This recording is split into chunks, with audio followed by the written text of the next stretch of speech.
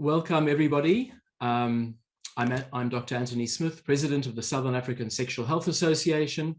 And it's once again a really great pleasure to welcome all of you here tonight for our webinar. A great pleasure to welcome all of you from around the world for now the third in our 2021 SASHA webinar series. Already we're getting deep into 2021.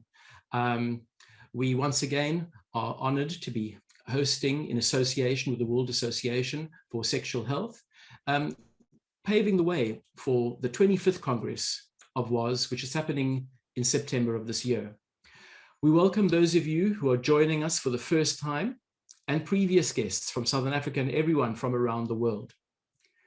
Tonight then is our third webinar of the year, titled Contemporary Issues in Trans Health, an integrative update from the experts. And we are honored to have a very distinguished group of moderators and speakers to guide us through a dynamic field, which is significant for its increasing social and cultural salience and its clinical perplexities.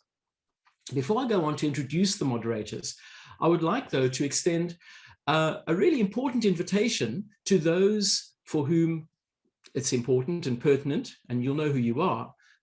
We would like to invite you to the stakeholder engagement meeting for the 25th Congress of the World Association for Sexual Health, taking place this Thursday, the 22nd of April at 11 a.m. And this is part of our build up to the Congress and an attempt to be able to really throw our arms open to welcome all of those who are wanting to participate and help in the preparation of what we see as a very important event. At this meeting, we would like to discuss how the WAS 2021 Congress can be used as a platform for the work being done around sexual justice in Africa, and give you an opportunity to make suggestions on how the Congress platform can be best utilized to meet your needs and your expectations. So if you have a stake in sexual justice, you need to be there. Please, the details will be put up. It would really be a pleasure for you to participate and engage in this important conversation. Just a little bit of housekeeping before I go on. The first is, once again, with regards to CPD points. I think many of you will know by now, the CPD points are available for SASHA members. We urge you to become members, to join up, and to be able to qualify for the points that we're providing on a monthly basis, and to engage with us in the broader conversation around sexual health in Southern Africa. With regards to the format of the webinar, we prioritize and encourage chat, questions, and dynamic feedback. We want you to be able to feel like you're a participant in this webinar. Without further ado, it really gives me very great pleasure to introduce the two moderators for this evening.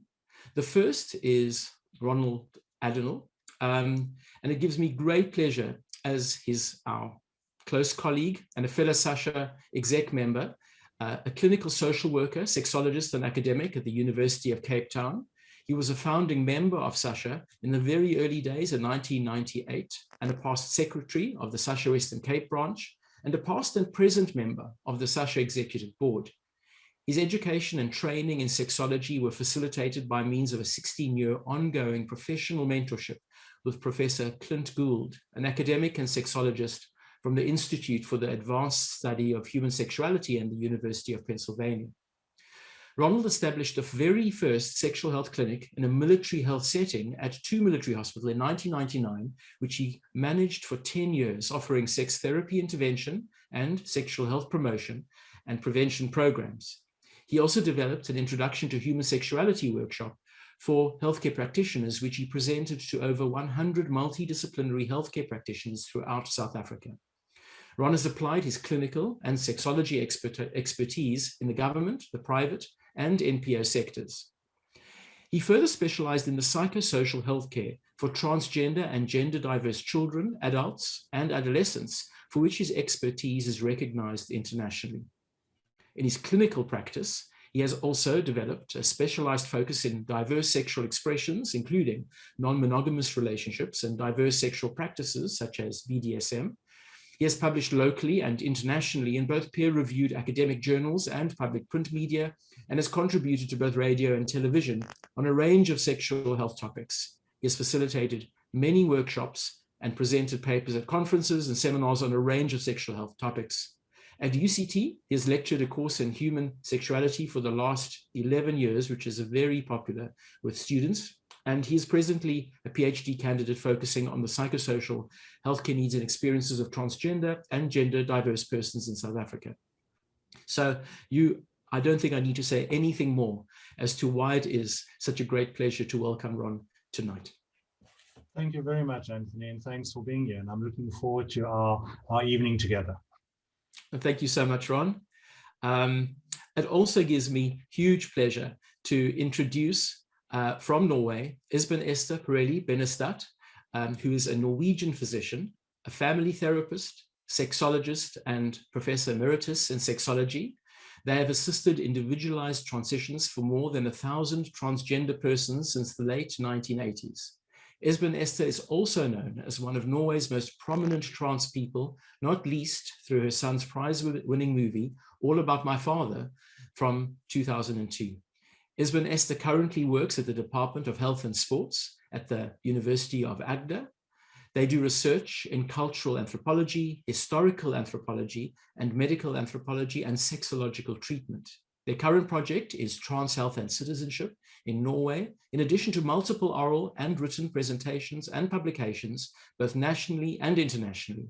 Esben Esther considers themselves trans-gifted, and I really can't think of two better individuals to be able to moderate for this evening.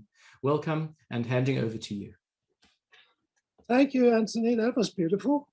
So I've been given the privilege to talk a little, inform you a little, those of you who may not know in advance, something about language, or nomenclature, if you want to use that term. And we could state that the transgendered represents a people who never had any lands. Nevertheless, there is a language linked to this diverse group whose common denominator is an incongruence between gender assigned at birth and self-experienced gender later in life.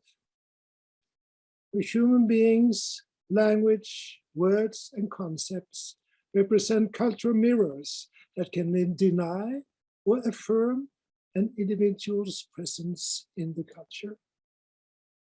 Small words like she and he and more are of extreme importance for most transgender people, leading us to the first term in this presentation, misgendering.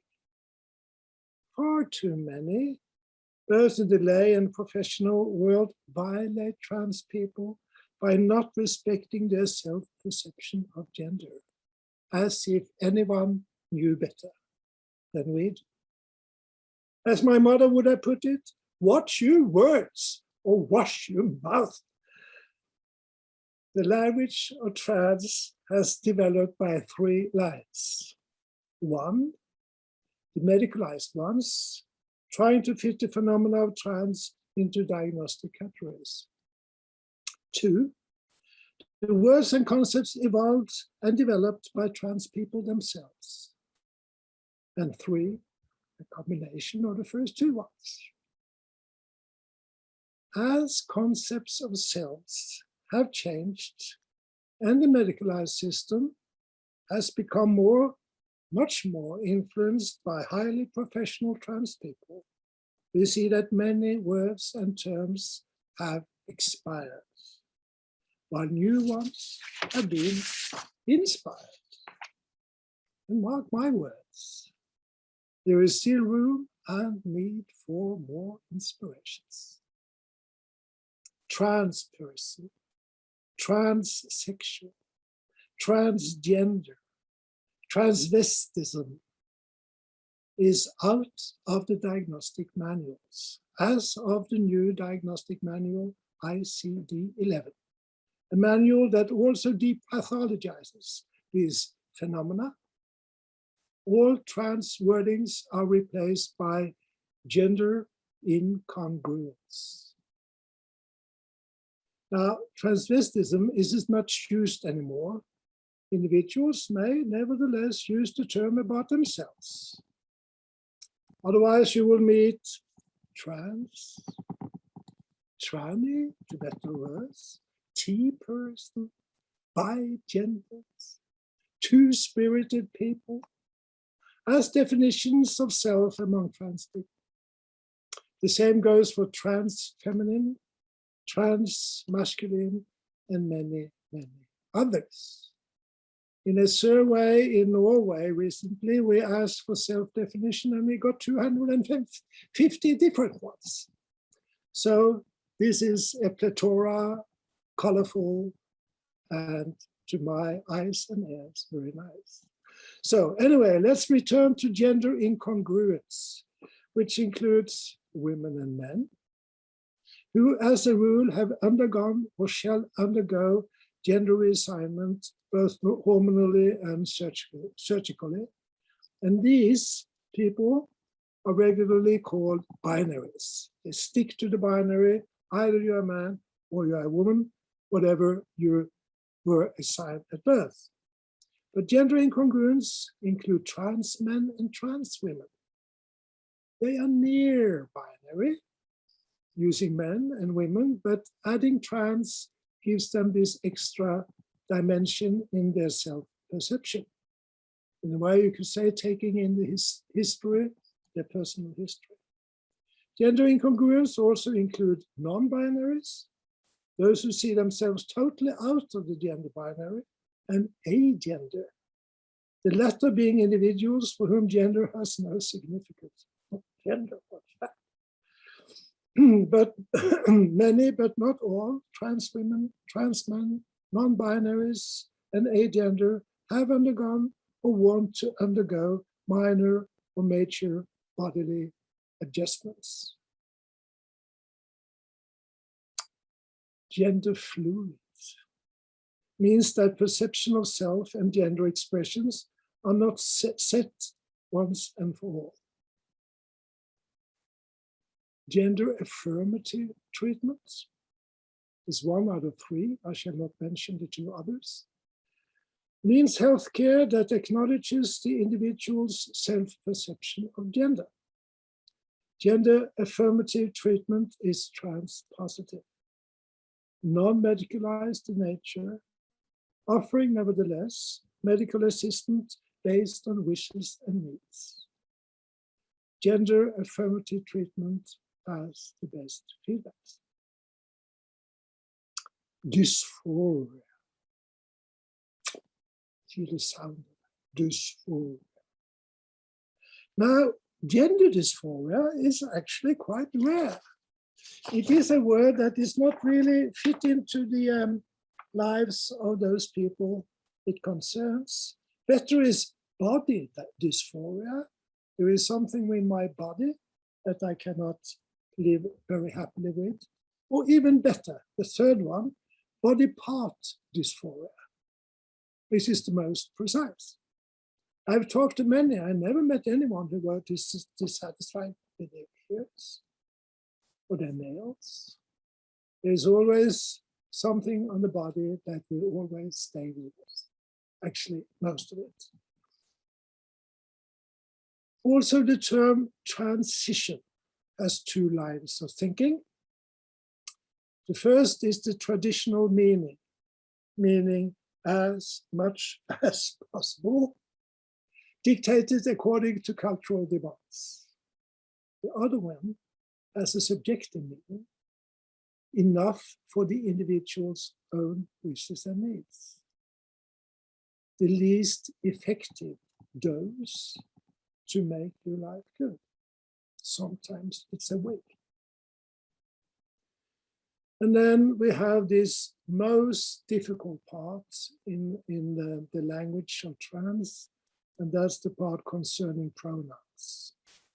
Some languages, like English and Norwegian, have gendered pronouns. Not all languages have that. Always ask for the person's preferred pronoun and preferred name. It may not be the one in the passport.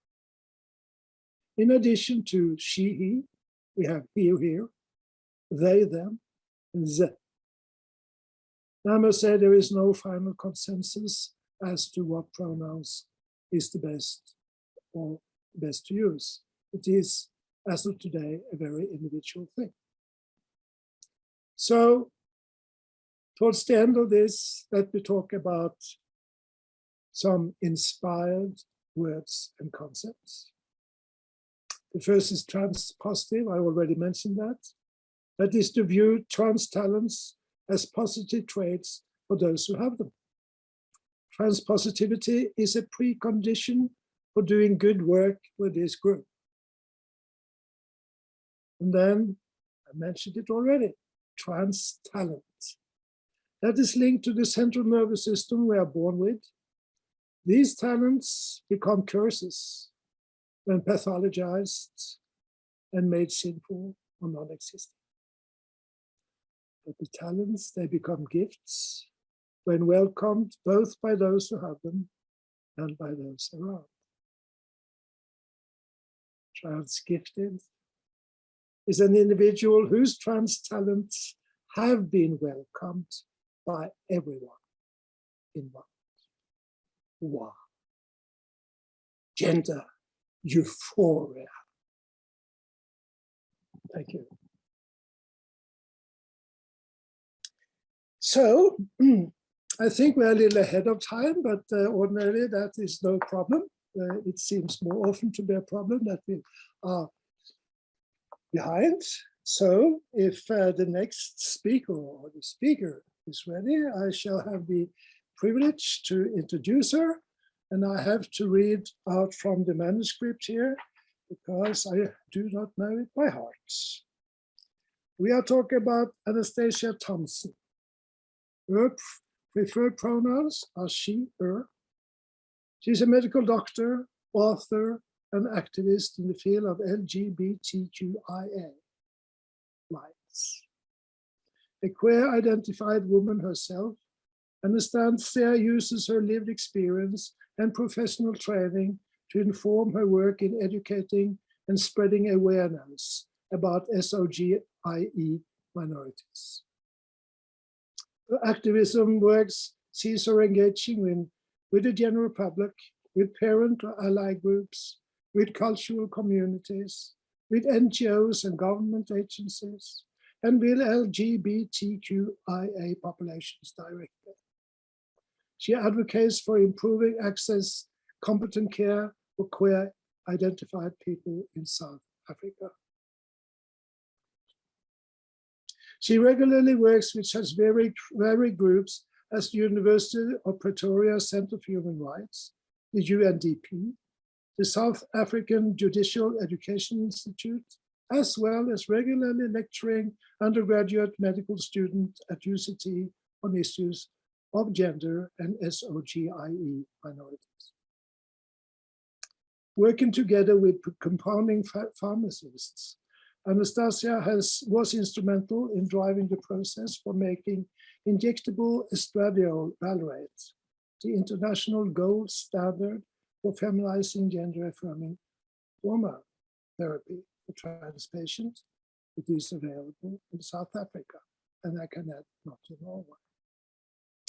Anastacia's global available 2016 memoir, Always Anastacia, offers a candid, intimate window into her experiences with the hope for cultivating understanding, compassion, and empathy towards diverse identities. Among her accolades, she has been recognized as a Mandela Washington Fellow, as one of the Male and Guardian 200 young South Africans, and as one of the Young Independents Sansi 100. She has also been published in a peer-reviewed open access South American Journal of Bioethics and Law on the subject of medical ethics in gender-affirming care. Experienced both in public sector healthcare and in clinical trials, Anastacia now offers primary care services in the private sector in her hometown, Cape Town in South Africa. Anastacia, welcome to the stage. Thank you so much, and thank you for the wonderful introduction. 2 comments on that. As Benestad, we were not kind to you. We gave you a lot of challenging South African words to pronounce. I apologize for that. And the second thing is that hearing you read out my biography, I'm starting to develop a little bit of insight as to why I am perpetually so very exhausted. Good evening to everyone. As you know by now, I'm Anastacia. My pronouns are she and her, and I wear a lot of different hats. And I was approached to be part of this panel tonight. And I'm very grateful to Sasha for the invitation and all of the people working on that team. So thank you for setting this up. I was approached especially for that reason, because I am both a clinician and an activist, and the two have become kind of inseparable for me as part of my own identity. And part of the brief for the panel, and one of the reasons why I found it such an irresistible opportunity despite my perennial exhaustion, was really because I was told, you know, this doesn't have to be a discussion around Trans 101, and we're really going to get to unpacking some of the issues a little bit deeper than that. And I think that's really, really important. You know, I skimmed through the list of participants here, and of course, I don't recognize everyone. I do know that we have participants from around the globe, and I think that's very exciting. But some of the names I do recognize, and I can see that we've got people from a variety of different disciplines. We've got medical doctors, we've got psychologists, counselors, therapists, social workers, and the list goes on. So I think it's very important for us to try and have a discussion that's holistic. You know, I can go into great detail on hormone therapy or surgery, and we will touch on these subjects. But I really want to give a much more comprehensive idea of some of the challenges that we see in transgender healthcare as a concept, and to really try and draw some of the links between that and the systemic structures and environments that we move around in. I think this is probably a good time to ask if we can just put up the poll question quickly, and I hope that you'll all participate in this, just to give us an idea of what you think is currently quite important. And of course, this is not an exhaustive list. We will try and leave the poll open for a couple of minutes, just so that everyone can get their vote in. And we'll come back to that in a little while. I must apologize to all of you because I have not prepared something hard and fast for this discussion. I am a notorious antagonist of PowerPoint and slides. I cannot stand the format. No disrespect to anyone who loves it or uses them. I just find it far too restrictive for my own dynamic nature. So I will regale you with my own spontaneous tales, and I will also be using the whiteboard. So I'll be doing a screen share just so that I can scribble a little bit. And you'll have to forgive me, my handwriting when I use a graphics tablet is quite atrocious. I am much better when I write with pen on paper, but you will have to bear with me. We will try and get the content from the whiteboard to be put up in the chat box. So if you are struggling to follow along, please do keep an eye on the chat box, and we will be able to hopefully make it a little bit more accessible to you in that way. So when we speak about contemporary issues in transgender healthcare, there's a couple of different ways that we're able to break this subject up and to divide it. And I think 2 useful ways that we can look at is to divide it either into specific components of healthcare, and this would be what we've touched on already, hormonal treatment, surgical treatment, and so on. I also think that there are sort of fundamental, or let me perhaps say, more philosophical sort of categorizations that we can use when we speak about the issues in healthcare. And I think it's important that we should touch on all of these in our discussion. So I'm going to actually open that screen share now, and I hope that this will be as successful as it was in our trial run.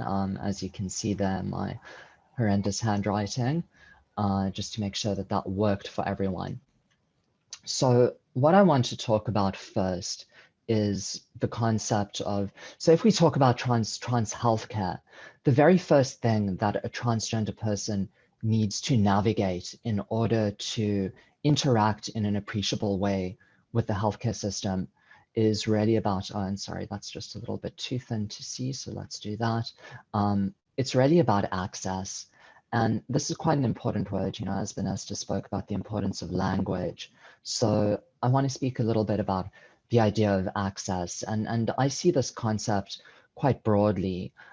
Certainly there is the very straightforward definition that we can take of access. This means being able to go and see a healthcare provider and to get treatment in a very sort of basic kind of way. But in order to have access, you also need to know that you are trans. You need to have this relies on basic education. This relies on how you are brought up and conditioned by your family, what you're exposed to in your social circles. You need to understand that there are therapeutic options available to you for gender affirmation. You also have to understand that being trans will in some or other way interact with your access to general healthcare, and we'll speak about this a little bit further.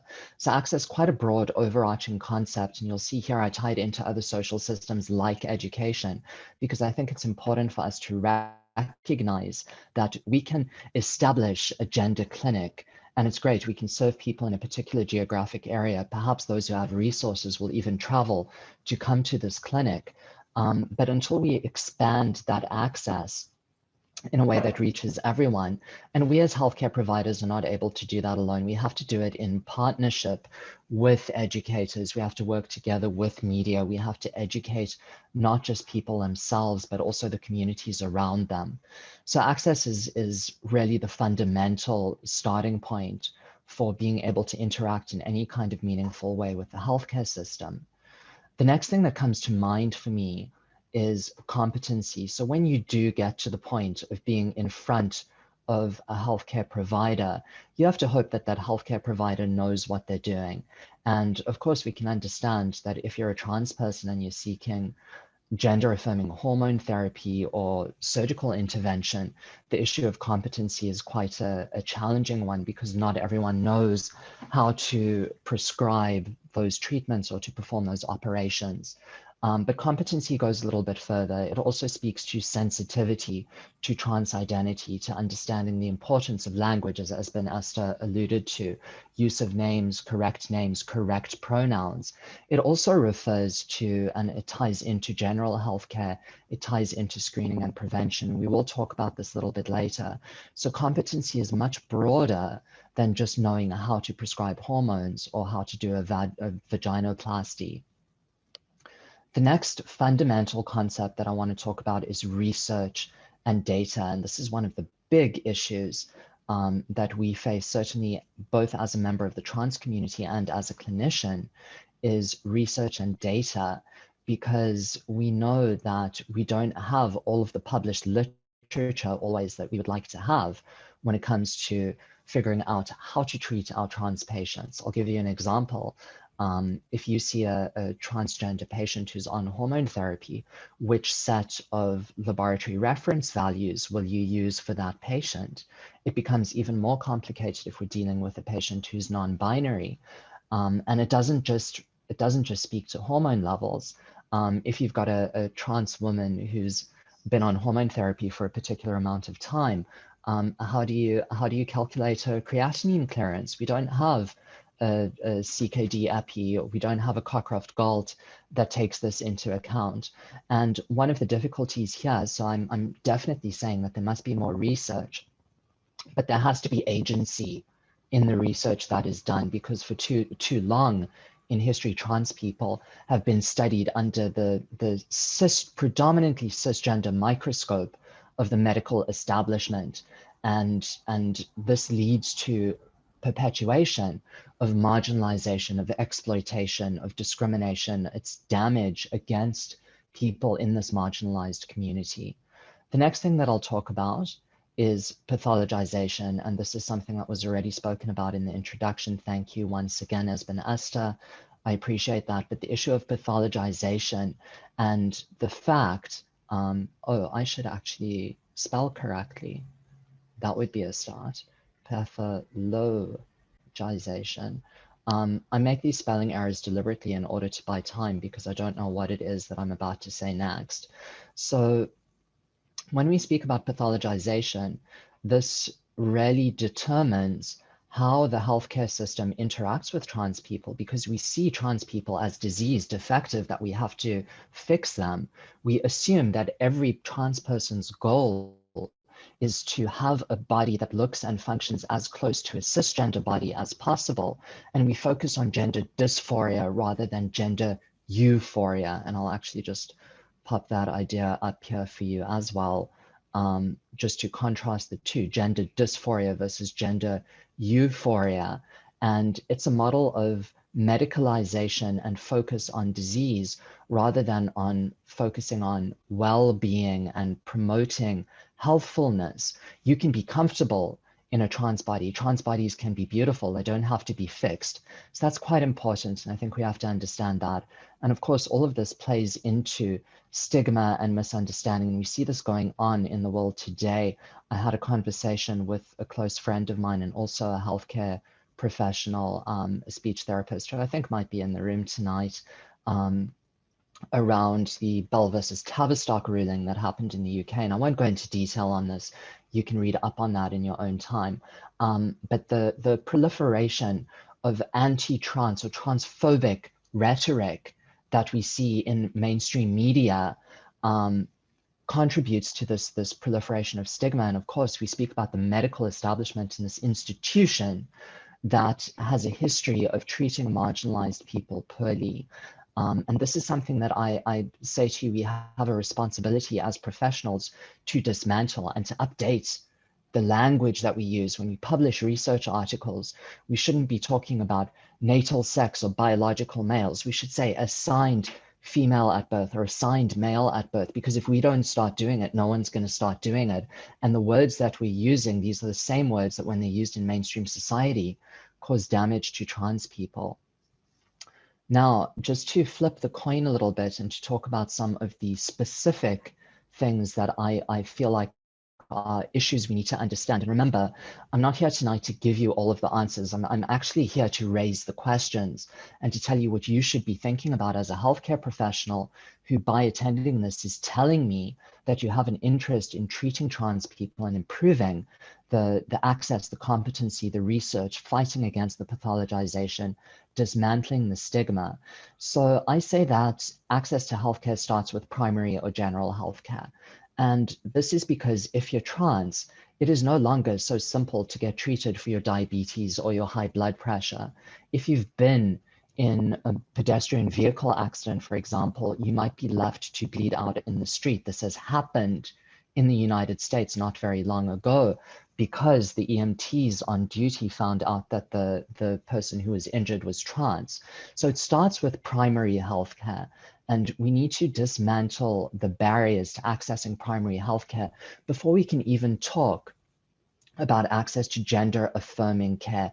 We need to sort out primary healthcare, because if you are trans, your biggest concern at this point has to be, if I get COVID, am I going to die because I'm trans? Whereas if I wasn't, I would have had a chance to survive. And that makes access to gender affirming care, which is very, very important. Don't get me wrong. It's very important, but you can't have the conversation without including primary health care. We of course need to talk about mental health. And I think this group knows and understands that quite well. And the focus here, again, has to be away from the trans broken arm syndrome. If you come in to see a mental health professional with depression or anxiety, it's not necessarily because you're trans. Maybe the world treats you poorly because you are trans, but being trans doesn't mean that you necessarily are mentally ill because of that. In fact, it means quite the opposite. Being trans is not a mental health condition, or let me say it's not a mental health illness. The next thing I want to talk about briefly is screening and prevention. And this is again a problem, because if we talk about screening for diseases like a prostate cancer or breast cancer, we speak about male and female, and we need to adopt a more anatomically directed approach. If you have a prostate, perhaps I have to screen you for prostate cancer. If you have breast tissue, perhaps I have to screen you for breast cancer. But it means we need to move away from making the assumptions and the generalizations. We've touched, of course, on HRT, and I've spoken a little bit about surgery and how we have a wealth of wonderful surgical techniques, but there is still great room for improvement and development of those techniques. And as more resources are allocated to developing these techniques, we will see those improvements. Then I want to speak briefly, because I've only got seconds left, about non-binary people and how we treat them, and how at the moment, many clinicians are very intimidated and scared by treating a non-binary patient, and how this is one of the biggest deficits in our knowledge that we have to work on. And then the last subject that I'm going to bring to you before I do hand the microphone back over, and I think we'll take a question or two, is sexual health and well-being. And I mean this in a very holistic sense of the word, because sexuality in trans people is a taboo subject. We almost treat trans people as though they're not entitled to sexuality, especially if they're not straight, and especially if they're not dysphoric, and especially if they're comfortable in their trans bodies. We don't speak about what those interactions look like and what sexual health and actually sexual well-being and sexual enjoyment looks like for trans people. And I think a lot of this is because we don't know how to do it. And I'll come back to a point that I made earlier when I spoke about research, and say that the way to tackle this is by putting agency in the hands of the community.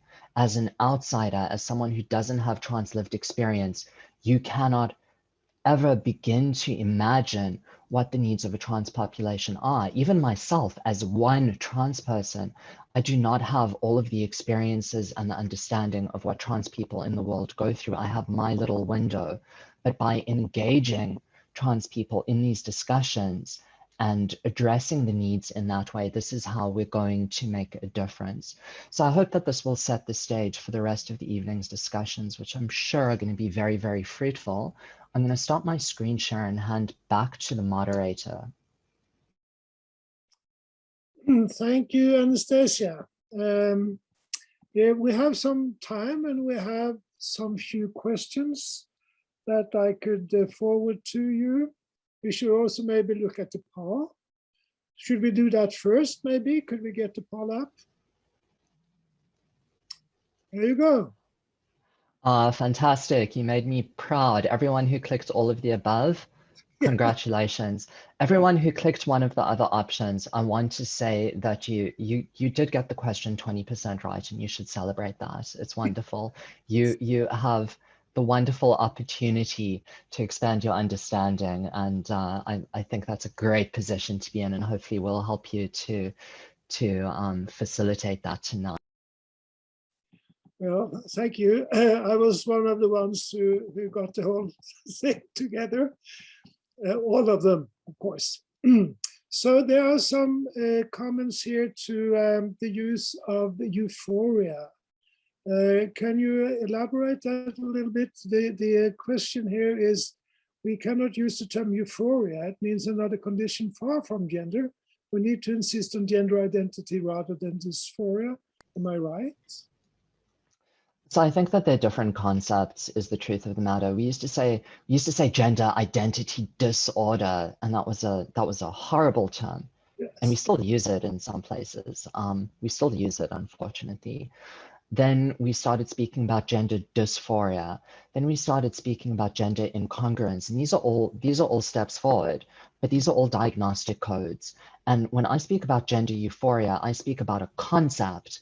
And this concept is, how do I, as a clinician, help my transgender patient to achieve euphoria with their body? Because previously, We used to screen people so thoroughly for any kind of hormonal or surgical intervention. You had to prove to us that you were in distress with your body, that you couldn't go on living in it, that you would self-harm or kill yourself. And the example or the analogy that I make, it's not a perfect example, but you'll understand the concept, I hope. If I, as a general practitioner, sit in my office and I see a diabetic patient comes into my office with a fasting glucose of 14, and if you aren't au fait with this, that's very, very high. That's diagnostic of diabetes. And I said to this patient, I don't believe that you're diabetic enough because you haven't had a heart attack. Why don't you come back when you've had a heart attack, and then we'll put you on treatment for your diabetes? It's ridiculous. We want trans people to be so uncomfortable and so distressed, so absolutely traumatized before we treat them. And instead, if we shift the understanding and the goal towards providing euphoria rather than alleviating dysphoria, then we are starting to be progressive practitioners. Thank you. There are several questions here. I have to pick just some. You did mention maybe the greatest barrier now is the barrier that the non-binary people experience within the healthcare system. And to all of you listening, I am definitely a non-binary person, and I have survived, but not by the aid of the healthcare system, I can tell you that. So could you elaborate a little bit, Anastacia? Yeah, absolutely I can. And, you know, I think again, it comes back to what I said earlier. We've always treated trans people as we've had, you know, I say we, the medical establishment. I want to believe I've never done this. I hope you've never done this. I'm sure you haven't ever done this.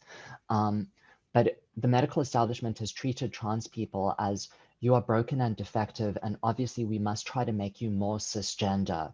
You know, if you're a trans woman, we must try and make you more like a cisgender woman. And of course, that's problematic for binary trans people for a bunch of reasons that we're not going to go into now. But with non-binary people, you don't have that benchmark of a cisgender person as your gold standard. And this confuses clinicians because suddenly we don't know what to do with it. And it's left non-binary patients and communities in the dark for so long. And it just takes me back to a conference that I attended a couple of years ago in Bangkok. And one of the activists who was presenting was a trans woman from, I believe she was from the Philippines. And someone asked a question about access to healthcare in the Philippines and how you see a doctor. And she said, doctor, you don't see a doctor. Hormone therapy, the way that you do it is handed down by oral tradition. Trans people have been their own researchers for decades. And non-binary people are continuing to do it because they figured out that the clinicians don't have the answers and won't be able to help them. So they've taken matters into their own hands. There is a wealth of knowledge and experience and informal research there. And instead of us looking at non-binary people and trying to figure out how to fit this within our framework of pathologization, we should perhaps rather say, how do we engage with the community and how do we collaborate in order to formalize the informal research that's already been done and to amplify those voices in order to move the profession forward, because we have gaps in our knowledge. We need to learn more, and this is the way that we're going to do it. Thank you, Anastacia, and thanks a lot. And I'll hand the word over to Ron, who will introduce the next speaker. So, Ron, where are you? Take the stage. Good evening. So, firstly, to my partner in crime, Esben, Esther, thank you for setting the scene. And to Anastacia, thank you for launching us. I think you've really dropped quite a number of critical points there that I'm sure the audience is engaging with and are processing. It's my privilege now to introduce our next speaker, who is Landa Mabenge, a colleague and I deem a friend and a person also with Anastacia, whose book I also have and have autographed, and who has done exceptional work in the time that I've known Landa and the work that he's been doing. But let me not go off script. So here is Landa's bio. So Landa Mabenge uses the pronouns he, him, is the author of Becoming Him, a Trans Memoir of Triumph. He holds a BCom PPE degree from the University of Cape Town and a BA Honours Cum Laude from the University of Western Cape, where he is part of the second year Gender Studies teaching complement. He is a current MA Gender Studies candidate at the University of Sussex, UK, with funding from the UK Secretariat Chevening Scholarship Programme. Landa is a transgender educationalist through his independent consultancy, Landa Mabenge Consulting. He is the first known transgender man in South Africa to successfully motivate a medical aid for the payment of his gender-affirming surgeries and has extensive experience working in the private and public healthcare sectors in South Africa. Landa also works with the Stellenbosch University Equality Unit, where he is a community partner for their program for international students. He also works with other institutions of higher learning as guest speaker and facilitator, specifically for their equality and transformation units. He is an alumnus of the Mandela Washington Fellowship, the flagship program of President Barack Obama's Young African Leaders Initiative, and currently serves as non-executive director on the South African Mandela Washington Fellowship Alumni Council.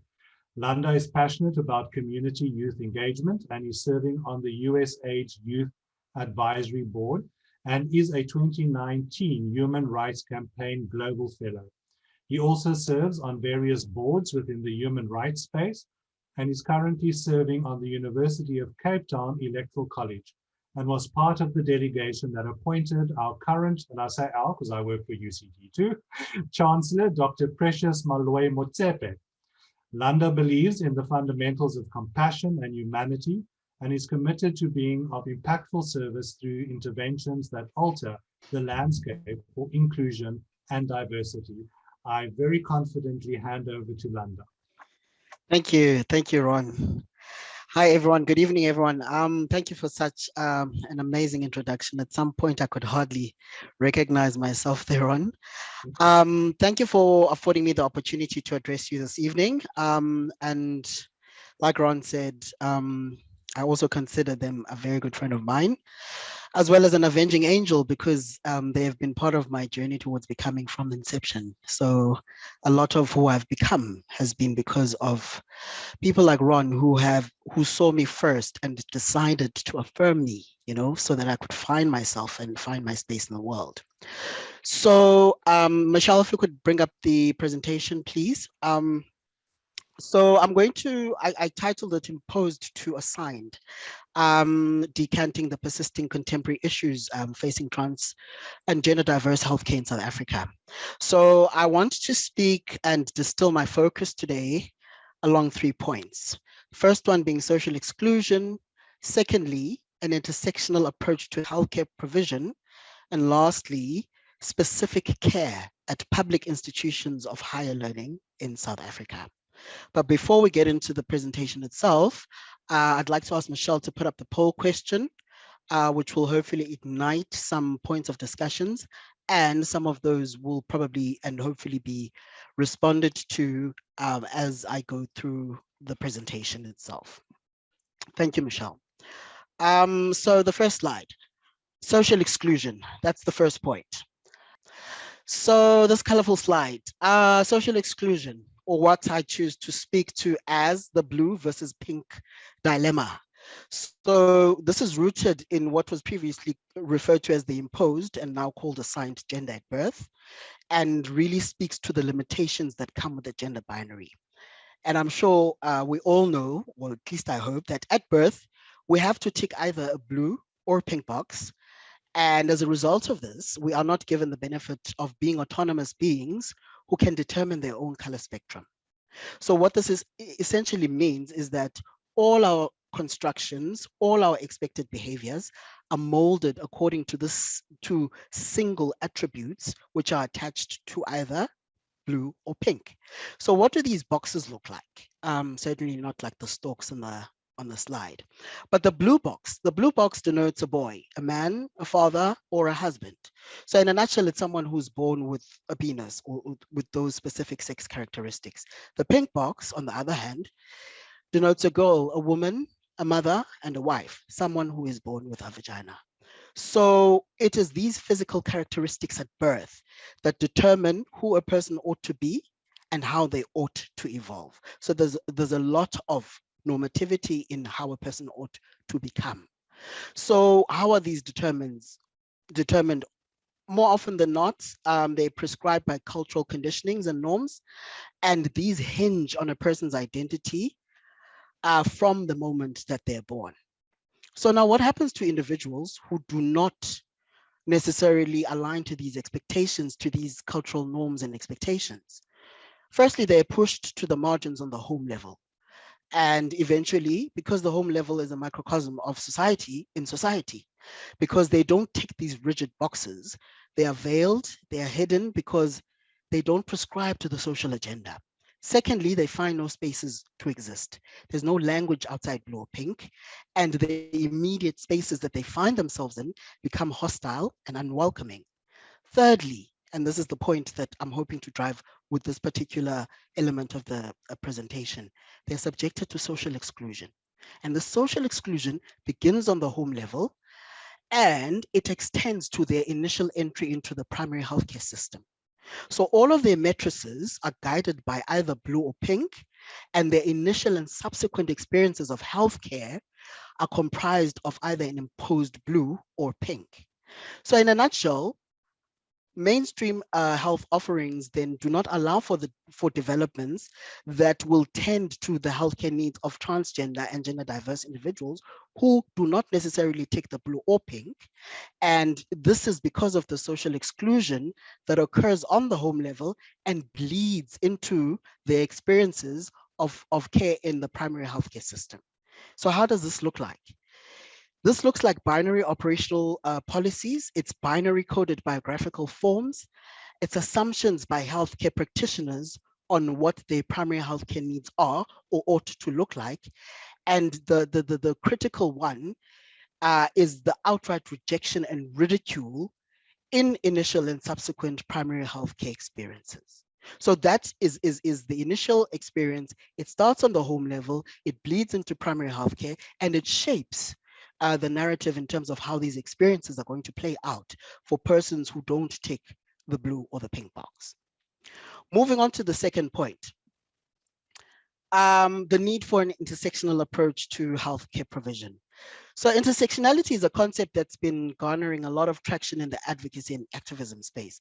I'm sure a lot of people are aware of this concept. For those who are not, basically the term itself was coined by Kimberly Crenshaw to highlight the need to really explore the social categories embodied by Black women in their struggle for equality.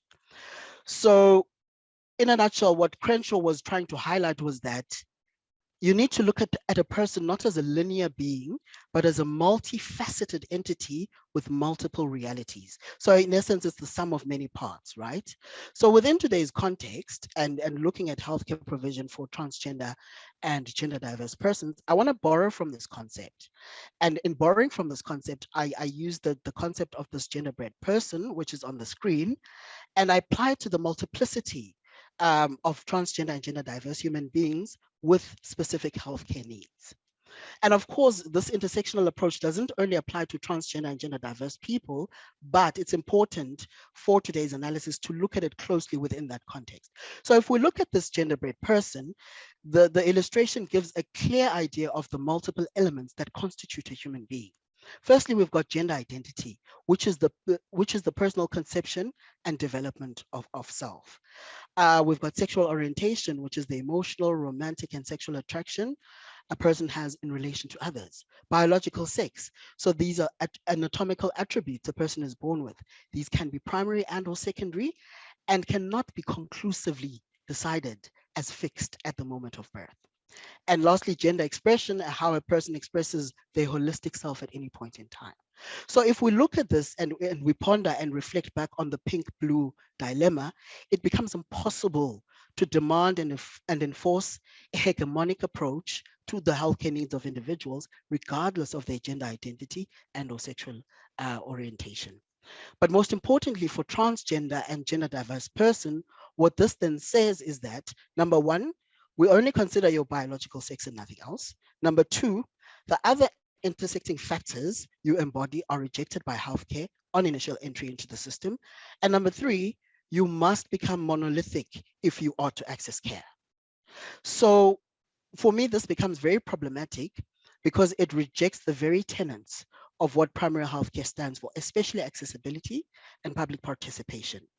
Why? Because transgender and gender diverse healthcare needs are excluded from the moment of entry.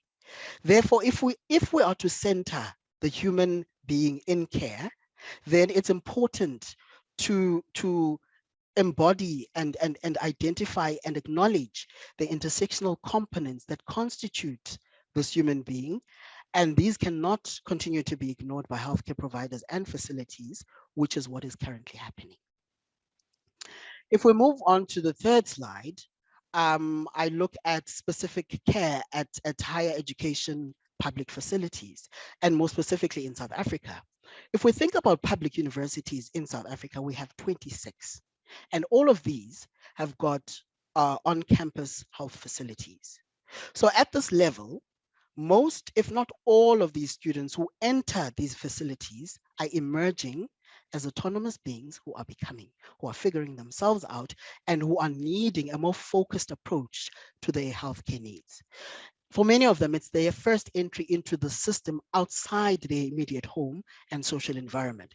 So where on the home level, they are subjected to social exclusion, here they're in an environment where they are getting into the system themselves and they're trying to figure themselves out. And secondly, for most of them, they are developing and discovering agency. And so as intersectional beings, they've got specific needs. So for the transgender and gender diverse individual, this will really be probably one of their first experiences of life outside the clutches of the gender binary, especially the hostility that they encounter on the home level or in their immediate communities. And it is in these spaces that they ought to discover the language of what it means to be transgender or gender diverse on campus, especially because they spend most of their time there for at least a minimum of 3 years. So as first-time independent entrants into the PHC primary healthcare system at this level, most experiences do not mirror or accommodate their intersectional identities. So the biographical forms, they have to populate a binary. There are no safe spaces to engage practitioners on their feelings and experiences of their personal evolution, because for most people, it's a process of becoming. You don't just go to bed and wake up and realize that, I know that I'm not a blue or pink, but I'm trying to figure all of this out. And thirdly, they have no knowledge of where to access services or any referral pathways to specific care. So they cannot discover themselves safely. If I use my journey as an example, for instance, just quickly, the first time I encountered any such language was through Google, which is how I met Ron, you know? So on the one hand, you have these young people who are thrust into these spaces where they have to become adults and they have to make informed decisions about their holistic care, but these very same people are not provided with the resources, the knowledge, and spaces to do that effectively as it pertains to their identity. So this brings me to the work of Landa Mabenge Consulting and what it is that I do. What I do is I create awareness, I educate, I assist institutions to establish policies and procedures for transgender and gender diverse, inclusive and specific care at public universities in South Africa. And most importantly, I also assist young people with linkages to care, because for the most part, they don't have an idea of what the referral pathways would be if they would need the specific care currently. So why I do this, or why we do this, is because the facilities are there. The students do have access as a condition of acceptance into the academy, and most times the service is free. And also because human beings really are not a hegemonic population with monolithic needs. So in achieving this, I engage both the institution and other key stakeholders. So you've got your civic society organizations and public health care facilities outside of the academy. And there I work to reform care at the university facilities to decant the provision of hormone therapy and specific psychosocial support from public clinics and hospitals to the university facilities. So currently, there are 2 out of 10 public universities that are linked to tertiary or academic hospitals that provide the specific care through established transgender clinics. So the goal really is that by transforming the primary healthcare experience on campus, then the pressure is relieved from these hospitals and an inclusive approach of care is achieved. Will this resolve the gap and issues that come with care? No, but what it does do, it relieves a big burden for transgender and gender diverse individuals by reconfiguring how access is achieved using the tools and the spaces that already exist.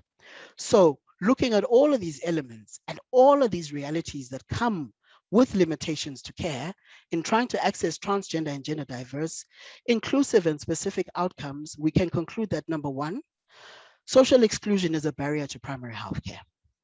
Number 2, the rejection and lack of understanding about the intersectional needs and realities of transgender and gender diverse individuals is a big, big barrier to primary health care. And thirdly, primary healthcare facilities at public universities do have capacity. It is a matter of now working with them to transform the spaces to include transgender and gender diverse specific care, because it is a primary healthcare need and it's a specific need that is required by these diverse individuals who have got the right to access these facilities on campus. So yeah, thanks. That's in a nutshell what my focus is and why I feel it's important to start the conversation and to start the narrative from its root, from its inception on the home level, which makes up the society, which feeds into the primary healthcare facility, and for a lot of young people needing to navigate the spaces for inclusive and specific care at universities, which they are entitled to because it's a condition of their acceptance into the spaces. Thank you. So if we can put up the results of the poll, Michelle, I'd really appreciate that. And I'll take any question. So the question was, when meeting someone, how long does it take you to assume their gender identity? 7% immediately. That's a problem. 29% almost immediately, 26% after talking to them for a while. And the majority, I never make this assumption, which proves that we are on the right track, which is why conferences and webinars like this are necessary, because it lifts that veil that says you allow a person to introduce themselves. And in doing so, you allow for safe spaces and you give them the opportunity to be able to access conversations that might route them to figuring themselves out firstly, and secondly, accessing that necessary and vital care that they need in terms of primary health care. Thank you. Excellent. Thank you, Landa. You took us on quite a tight, you know, and flavorful journey there. Thank you very much. We've got some time to maybe take 1 or 2 questions or reflections. One of the questions that were sent through is, are you saying private universities should not be inclusive? Thank you, Ron. Not at all. I'm not saying private universities should not be inclusive, but what I'm saying is we do have the suite of services that is a fundamental right, that is accessible, that is available to all human beings, to all patients in the South African public healthcare system.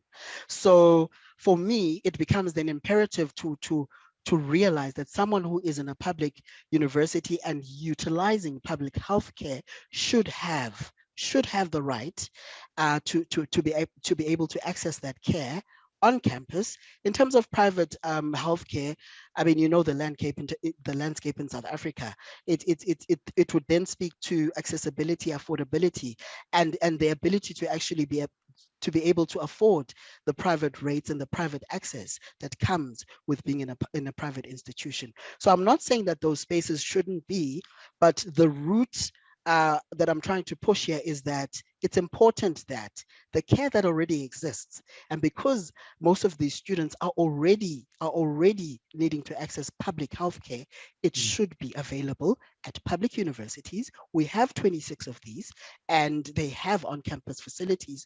And so that already decants the care from the overburdened tertiary hospitals into the university space, which is just a continuation of public health care. Excellent. Thank you very much for that. Maybe one last question before we go to break. You know, I also share the university space for you, and we know with most conversations, at some point it's going to lead to the whole question of money and funding. So one of the questions posed by one of the attendees is, what would the funding implications look like for the university, for example, providing this care? What has your experience been with engaging the South African universities in promoting what you are presenting here?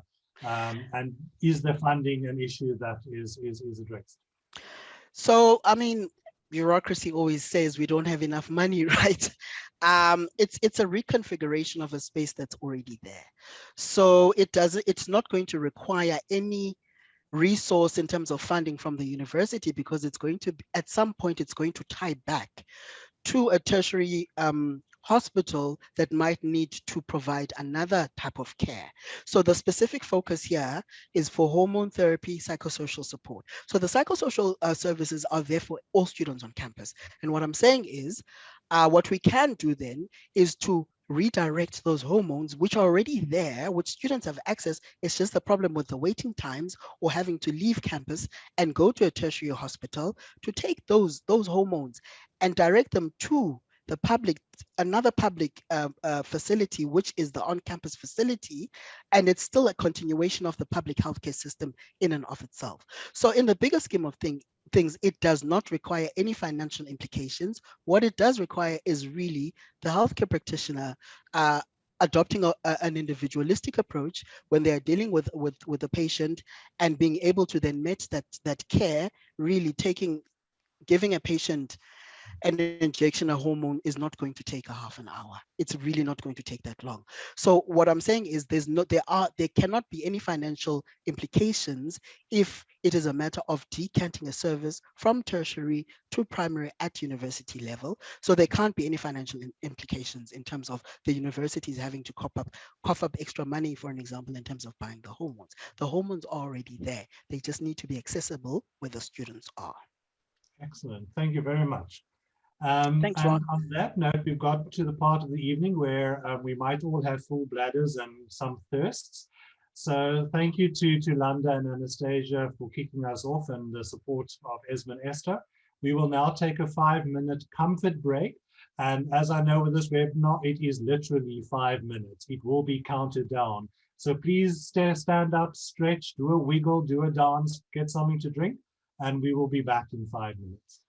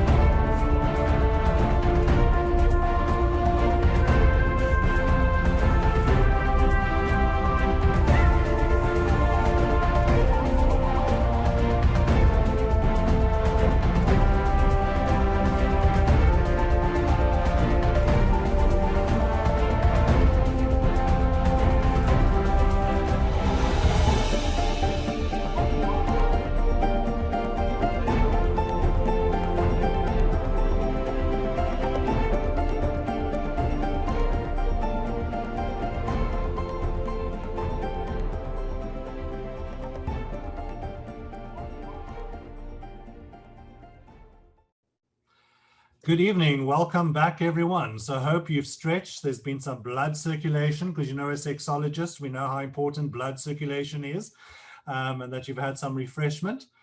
And we will now move on to the next part of our evening. And it is with a great pleasure and honor that I have the opportunity to present our next speaker, who is Professor Eli Coleman. I'm going to present you Eli's bio quickly. So Eli goes by the pronouns he and him. Eli is a professor and director of the program in human sexuality at the Department of Family Medicine and Community Health at the University of Minnesota Medical School in Minneapolis. He holds the first and only endowed academic chair in sexual health. He is the author of numerous articles and books on compulsive sexual behavior, sexual offenders, sexual orientation, gender dysphoria, chemical dependency, and family intimacy, and on the psychological and pharmacological treatment of a variety of sexual dysfunctions and disorders.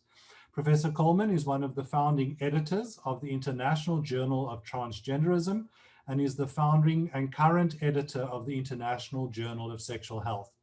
He is one of the past presidents of the Society for the Scientific Study of Sexuality, the World Professional Association for Transgender Health, the World Association for Sexual Health, the International Academy for Sexual Research, and the Society for Sex Therapy and Research.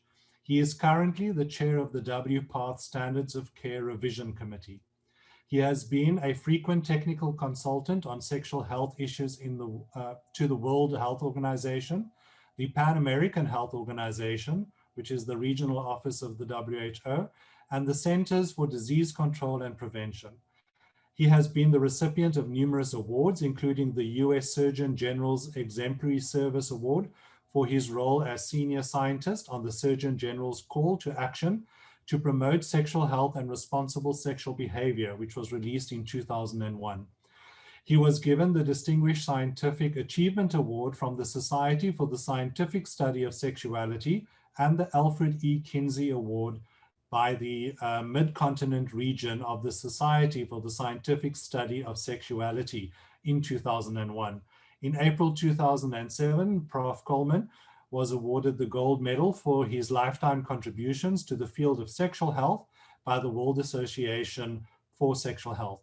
In May of 2007, he was appointed the first endowed chair in sexual health at the University of Minnesota Medical School.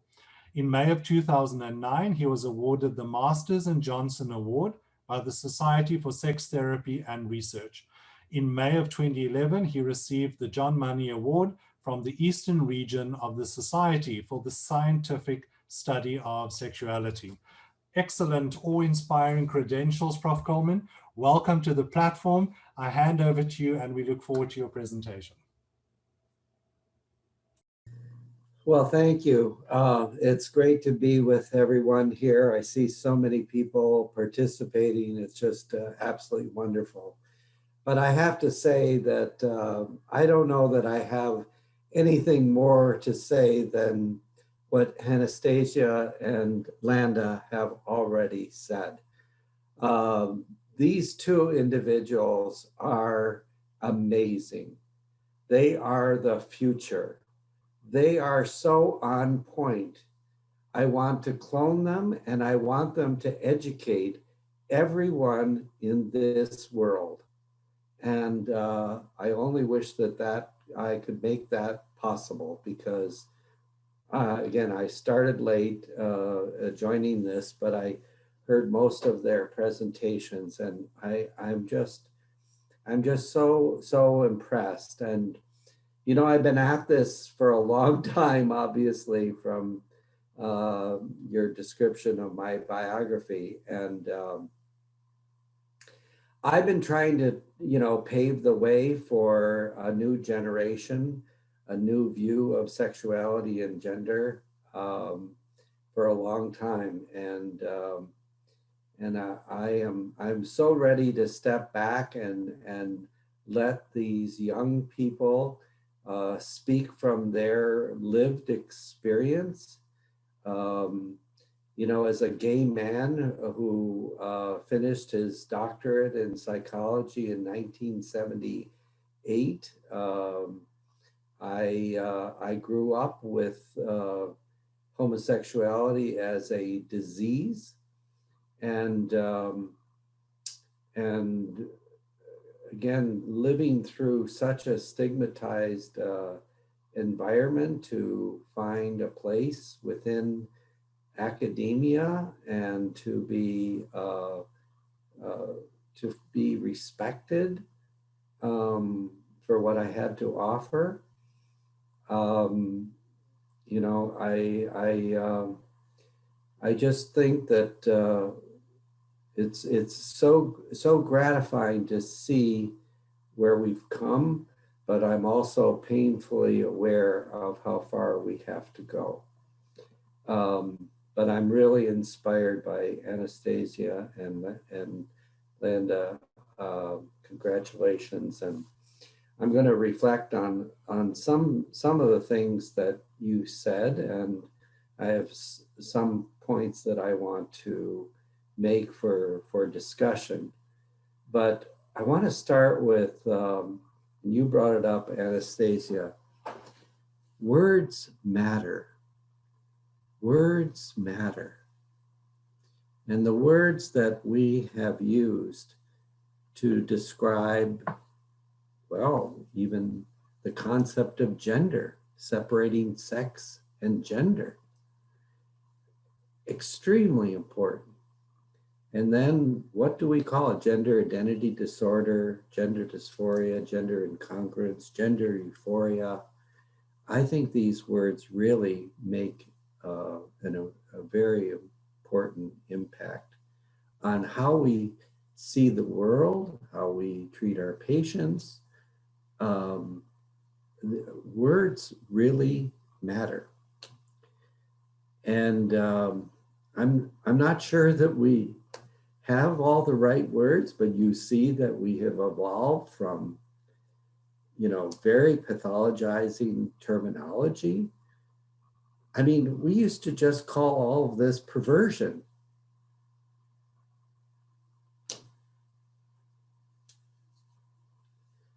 And, you know, while gender identity disorder, you know, we've abandoned that, but it was a step of trying to rescue people from such moral oppression of people's identities. And fortunately, we can get beyond that and move towards pathologization. You know, in my I'm a psychologist by training and background, but in my next life, I'm going to be Margaret Mead. And so on my sabbatical leaves over the years, I've really become an amateur ethnographer, and I've tried to study cultures where, you know, gender diversity is not so stigmatized, and in many cases it's revered, and people have a place. They are citizens. They're more than citizens. They are really important citizens, and they don't suffer the stigma and the health inequities that we see in our contemporary world. And in some places in the world, these traditions have really somehow been able to survive the colonization and stamping out of these kinds of wonderful traditions where gender was very fluid, and there were many different kinds of gender identities, and everybody had a place. And they could move from one place to another on that gender spectrum, you know? And I've learned so much from those cultures, and you know, to see more of that being recognized in Western culture and around the world, and some cultures reclaiming those historical roots, I think is really absolutely wonderful. But words matter, and I think that I don't know that we can really appreciate that enough. As stated, I'm chair of the Standards of Care Committee for the World Professional Association for Transgender Health. And I was also chair of the Committee for Standards of Care 7, which was released in 2012. And I foolishly agreed to do it again. And and one of the big challenges is terminology and what we're using in terms of these words.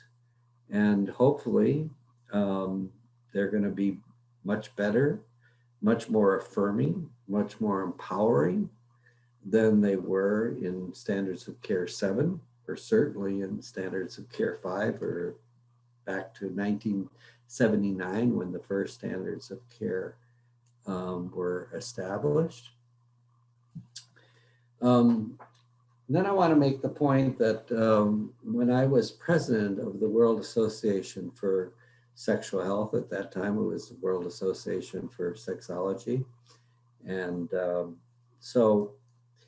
and one thing as a psychologist that I quickly learned from working within WAS is that my skills as a therapist, I couldn't really help people if they didn't have rights. And you can't have health without rights. And it really propelled me much more into the world of public health. And instead of treating individuals, I started to try to treat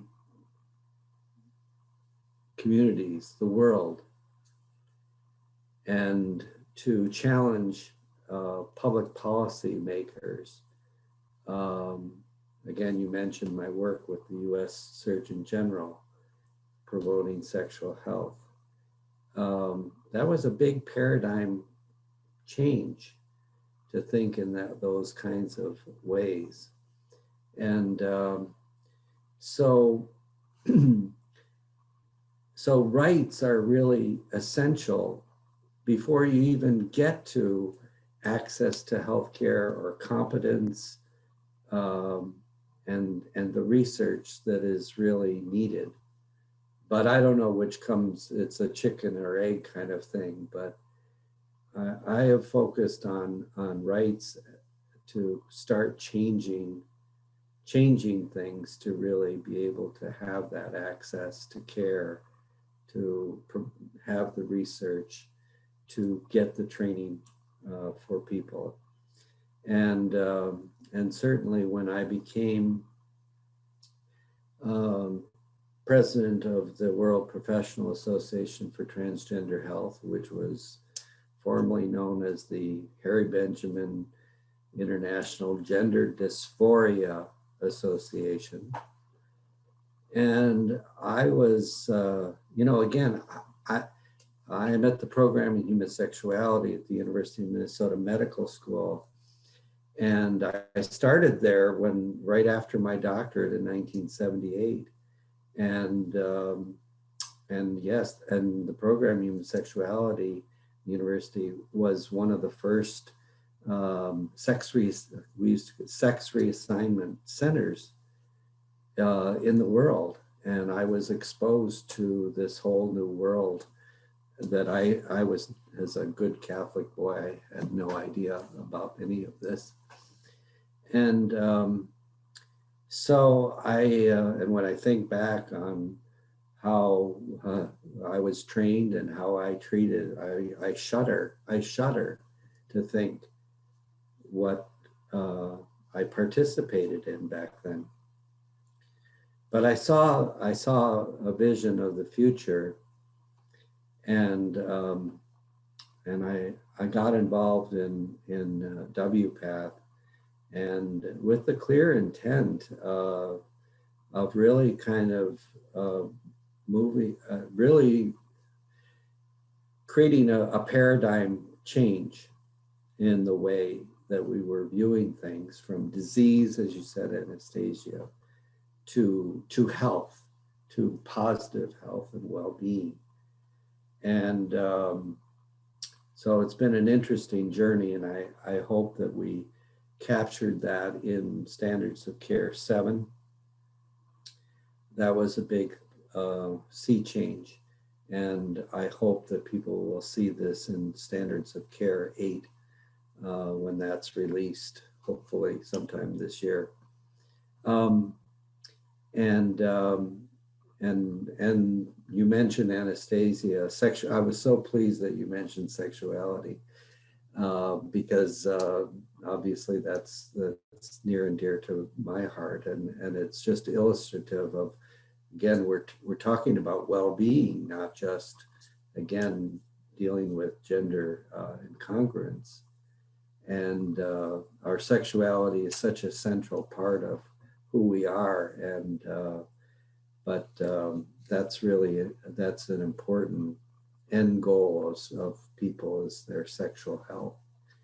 And I'm pleased that we will have a chapter within Standards of Care 8 specific for the first time talking about sexual health, and a whole chapter, on primary care. And I'm glad you emphasized that it has to start with, it doesn't start with psychiatry, it starts with primary care and access to that care. And it's not just about feminizing and masculinizing hormones. It's about blood pressure and overall health care, but needing to create spaces within that healthcare system where people can receive competent and non-stigmatized. We're so painfully aware that people avoid our healthcare systems because of the stigma that they experience as soon as they walk in the door, if they can walk in the door, if they even have access to healthcare. So, the importance of, and again, I really like the way that you conceptualize the importance of access to care and competence. And we have a long ways to go to develop the competence. Again, I need you guys to train everyone. And it's not just about the knowledge, it's your whole attitude. And people have a long ways to go to really develop that cultural competence and humility to provide compassionate care. And fortunately, WPATH has the Global Education Initiative, and there are many more resources that are available for people to get that. But I'm very disturbed that, everybody all of a sudden goes out and they declare themselves some sort of gender expert. And I see in the United States now that we have insurance coverage for gender affirming surgeries, that people without any training are jumping into this and doing it without any proper training, just to make money, and or they think it's the coolest thing to do, so this is really, and in the past, I think so many transgender people were just grateful that somebody would offer them some medical intervention. But again, many of those interventions were not of the quality that they deserved. And so we have to really increase the competency of providers and give them the knowledge. And so we have a long ways to go to that. And then you also brought up the importance of research. Thank you, Anastacia. And this is a serious problem because, and as for the standards of care, we're pulling back the curtain and really showing where is the evidence for our recommendations. And we are going to expose the fact that most of our evidence is simply based upon our clinical expertise. And we don't have the sound knowledge and evidence to support that. And transgender healthcare and transgender rights are being attacked vigorously.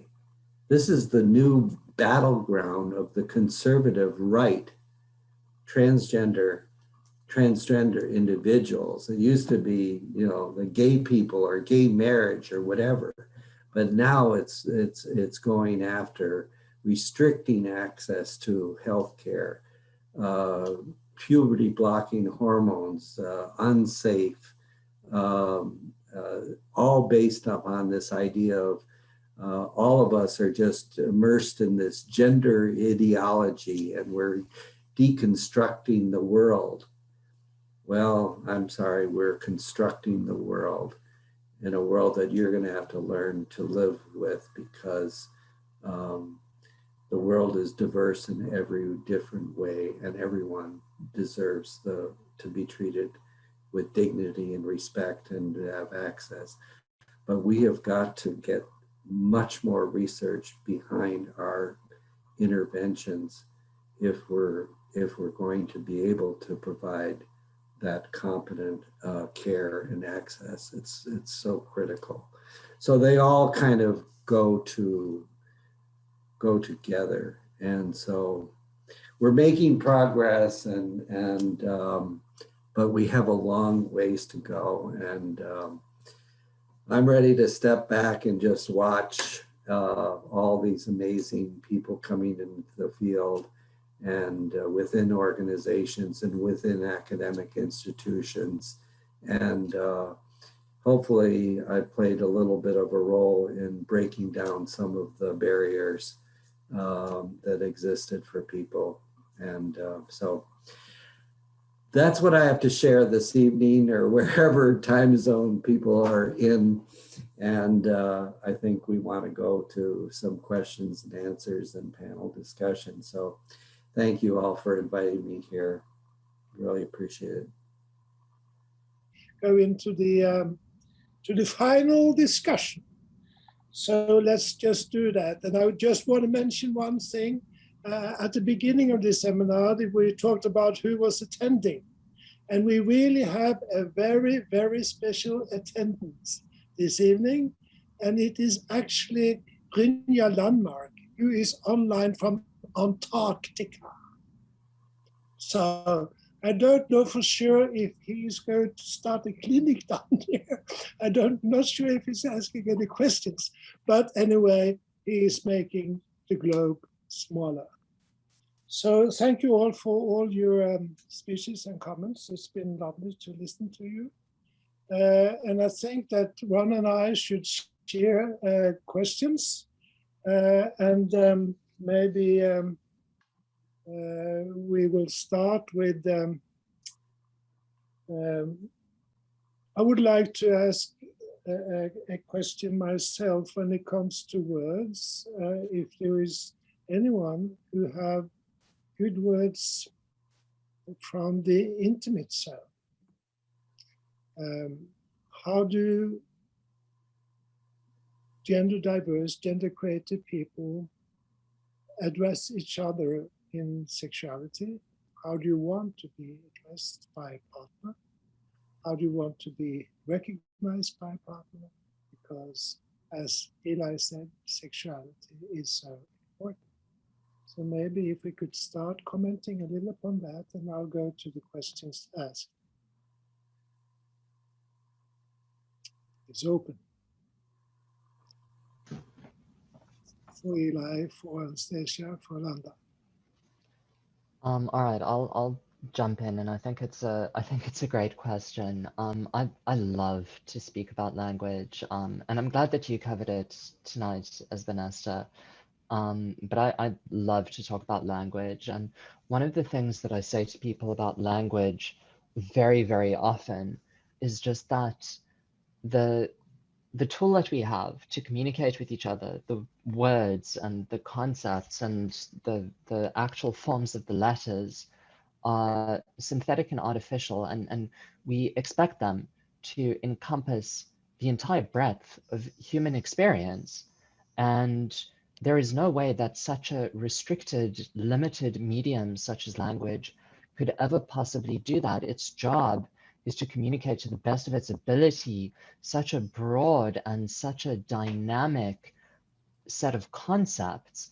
And once we understand that, we realize why it is that language needs to evolve and change over time, and why the words that we use today and the words that we used to use before are not the same. We used to speak about transsexuality, and we don't anymore. We used to speak about gender identity disorder, and we don't anymore. So we have to understand that it's not the language that defines human experience, it's human experience that comes first, and from that we develop language. And it means that if the language that we have isn't working, we should throw it out. We should develop new language.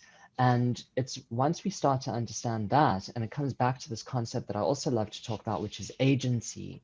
Once we understand that the agency around the language should belong to people who are part of that community, then we realize that the world is our oyster. So my answer to this question will be different to Landa's answer, will be different to another trans person's answer. And what I can say is that we need to use the terms that people prefer or people choose or people define for themselves. And that's going to shift the paradigm.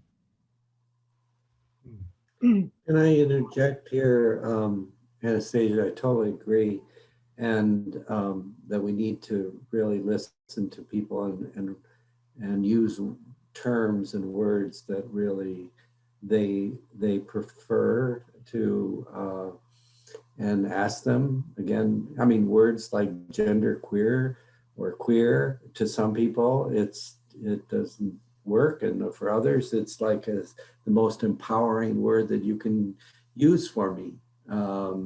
And I think that language is just rapidly evolving, and so another important thing for healthcare providers is to try to keep up with, again, using birth assigned sex, using these new terms that I think are much better, and we need to listen and learn, but they're evolving rapidly. And so that's really an important point. Okay, the next question then maybe that evolves out of the conversation we're having right now. It was originally directed to you, Eli, but I think that it kind of would resonate with the entire panel.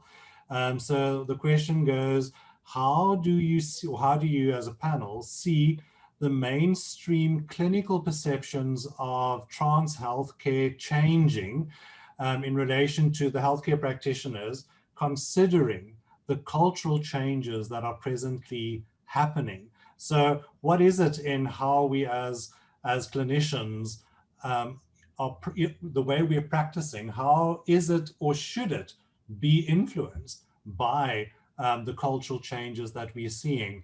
And what was linked to that was, there was a question linked to that for Yolanda, was, are we training our new recruit doctors and healthcare providers in ways that's capturing the present culture and the present insights that we're hearing here? So kind of like, what is the status quo for healthcare practitioners in your perception in the contemporary situation now? Anyone can jump in and make some contribution. I studied at the University of Pretoria. Some of you in the audience will know it. I don't want to give away my age, but I graduated in 2009. In my 6 years of medical education, I received one line in one lecture about trans people. And it wasn't part of the lecture. Actually, the lecture was it was a urology lecture, but it centered around sexuality.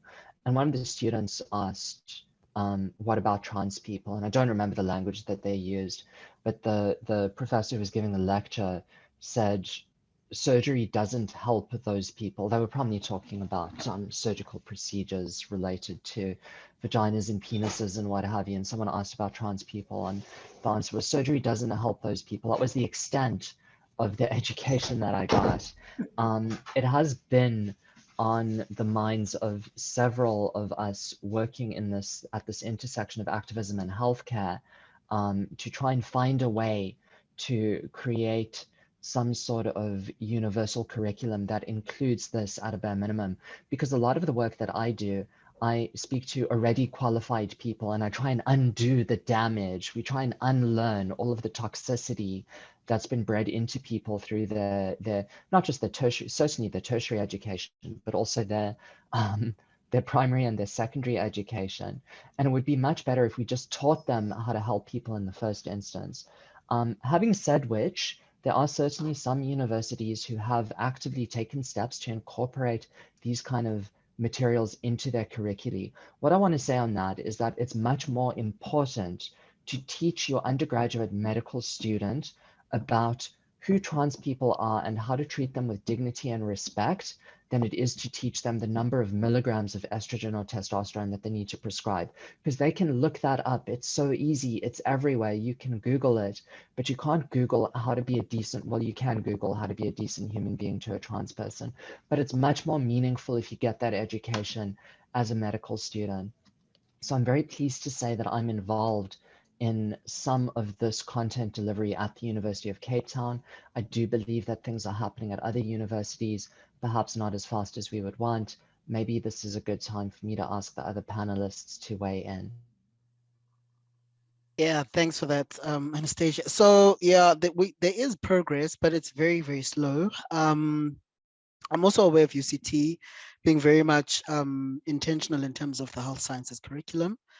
Most of the research that I've found in that space has been written by Professor Alex Miller, and it speaks to a lack of sufficient focus in terms of including gender diversity as part of the health sciences curriculum, which then means that practitioners then are set to fail or set to be unreasonable human beings, to be biased, to be prejudicial because it is not included in their suite of learning. Some of the universities are the new university in the new health sciences faculty at the Nelson Mandela universities. It has started with incorporating a lot of stakeholders, civic society organizations and consultants to work towards an inclusive curriculum, especially because they are a brand new health sciences school. Then we do have KwaZulu-Natal, but they don't really seem to have a clear agenda or a clear direction in terms of making it part of the curriculum. And yeah, so there's still a long way to go. Part of my honors research, well, my honors focus was on psychosocial therapy at university campuses in the Western Cape. And I found that all of the practitioners have to self-educate. So they have to have a self-interest and actually go and find webinars like this, to find spaces where they can get the knowledge and create self-awareness, educate themselves, and find referral pathways, because it is just not part of their scope of care, which is where I find it to be very problematic.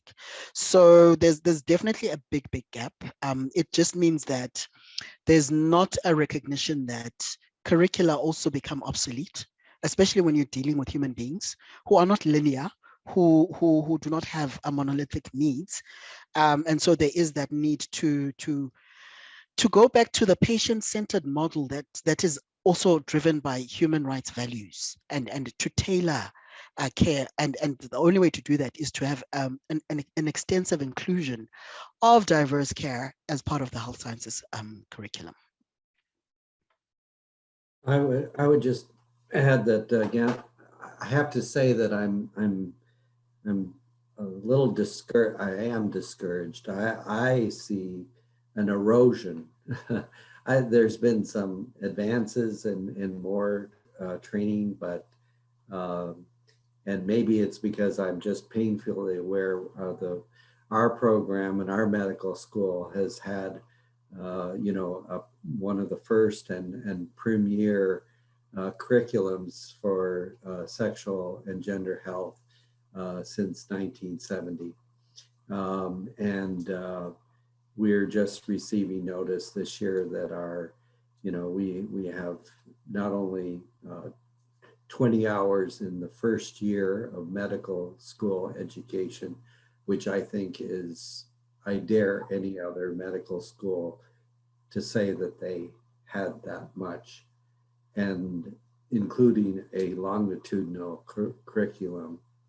But our course was just canceled after 50 years of teaching this. And I have to say that again, the reasons for that are not necessarily, anti-sex or gender. Everybody believes in it, and in some ways, in an idealistic sense, they want this integrated in all parts of the curriculum rather than having standalone courses.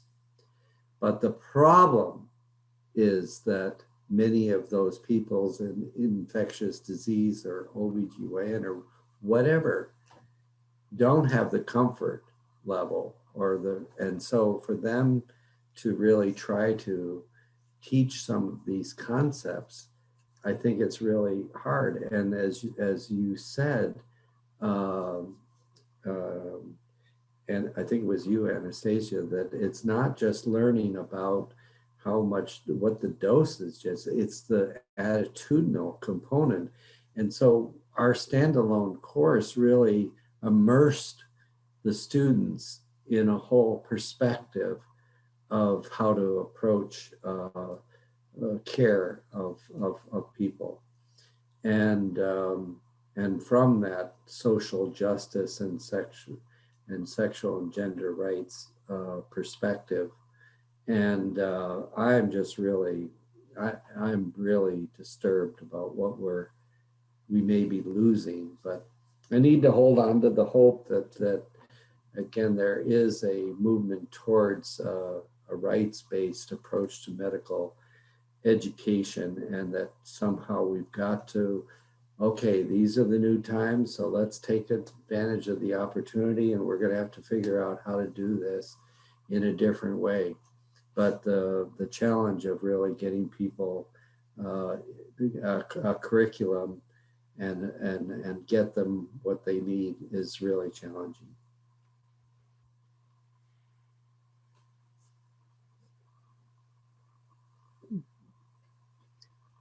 Well, thank you, everyone. I think we are out of time, aren't we, Rob? I think, yeah, we're close to, yeah, we basically are. So I was just so lost in listening that I actually even lost the track of time. Maybe something, Eli, in closing, before I then hand over to Anthony to round off the evening for us. If I can instill a little bit of hope, myself, I'm involved in academia, I'm at UCT. My colleagues here who have spoken tonight from South Africa are engaged in the universities, as you've heard. And I strongly suspect that definitely here in South Africa, the change that we need is going to be driven by the student body. Mm-hmm. As an academic, it's been very distressing and overwhelming for me in the last few years, being part of, fees must fall campaigns and student protests. So as distressing as it is for me as an academic working in that environment, it's not about me. But what I am really, what I feel very positive about is how strong young people's voices are being articulated, and young people are confronting, the confronting power and authority at universities and are making demands, for decolonization of theory, of more inclusivity in the content of what is taught. And I hope that that energy that we're seeing definitely here in South Africa is going to continue to grow. And so that the change we need is going to happen no matter what. And the students are actually going to drive it and not wait for academic, structures and bureaucracy to bring about the change. I have to say though that yes, and I welcome that activism among students, but we need faculty champions and people that are at high levels to really take this up. And we have lost so many faculty champions, and then the curriculum just goes away. And it was one of the reasons why I established a endowed chair in sexual health education at our university, that there would always be a champion for our curriculum. And also I just would mention that at our website, the program Human Sexuality at sexualhealth.com, please look it up. We have a lot of resources on medical school education and available on our website. And then the students have developed a curriculum, online curriculum, and there's a lot of free online curriculum, but students shouldn't have to go around their universities to get this education. They should be given it in the institution. And we need student activism, and we need faculty champions. Excellent. And I think on that positive note, I want to thank my partner in crime, Esben Esther, for holding my hand as co-moderator, and to our panelists. Thank you very much for your contributions. I hand over to Anthony to take us home. Ron, thank you very much. And I think I can feel my mind shifting as I take myself from engaging with the conversation to having to actually use words and speak. It really has been such a compelling experience to listen to all of you speaking. So I really want to thank the speakers and moderators for helping to create the type of dialogue that health practitioners are really hungering for. And I also really appreciate your very effective and complementary interactions and how you've all wove together such a rich conversational tapestry. Thank you for that. Eli and Michelle, your efforts, and for the rest of the Sasha team, thank you for putting this together. A webinar like this takes a monumental amount of work and coordination, patience, and experience. Well done, and thank you. And of course, to all of you for joining us tonight. The most important, joining us in these really important discussions. I want to remind you to please become members of Sasha and WAS. Join us, hold hands, and help us to promote education and the conversation. And I want to promote our next webinar coming up in a month from now. It's titled Sexual Desire, All in the Mind, Connecting Body and Brain in the Clinic. It's going to take you on a journey from neurobiochemistry, endocrinology, to the clinical problems of desire as they're found in the clinic. It's going to be a fascinating discussion, and you really need to be there. So once again, thanking you all for sharing this evening with us, and we look forward to seeing you next time. Good night.